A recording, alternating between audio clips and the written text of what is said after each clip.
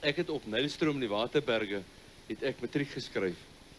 Nou daai tyd, die van julle wat in die koshuise was op skool, weet mos hoe werk dit. Sondag, dan gaan jy kerk toe. Jy gaan in die oggendkerk toe, jy gaan in die aandkerk toe. As daar middagkerk was, het die koshuiskinders ook gegaan om die onnie wat aan diens is besig te hou.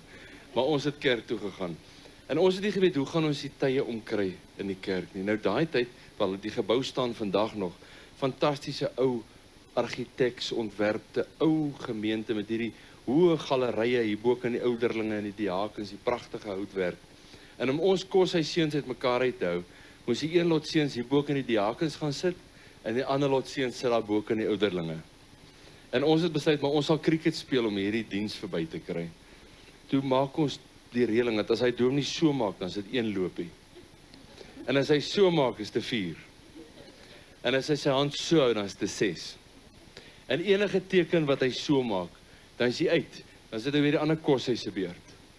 En so kon ons later Sondag nie meer wag om kerk toe te gaan nie, dat ons kan gaan cricket speel.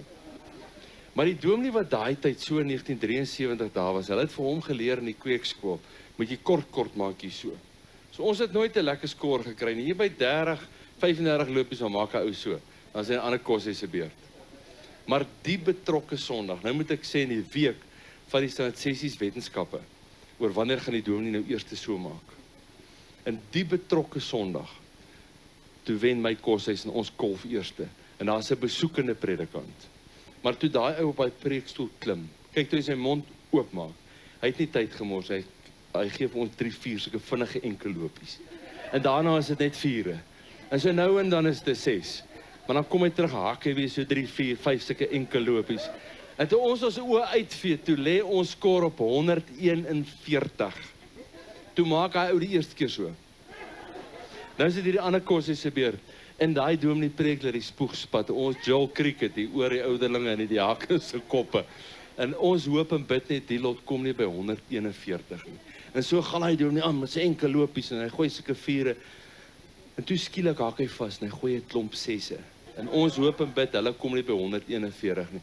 En op 140, toe sit ons al op die punte van ons banke. Op 140, toe sê daai dominee, en Moses trek hier uit. Maar toe hy sê Moses trek hier uit, en ons besef, maar ons het die game gewen. Toe spring hy hele galery regop.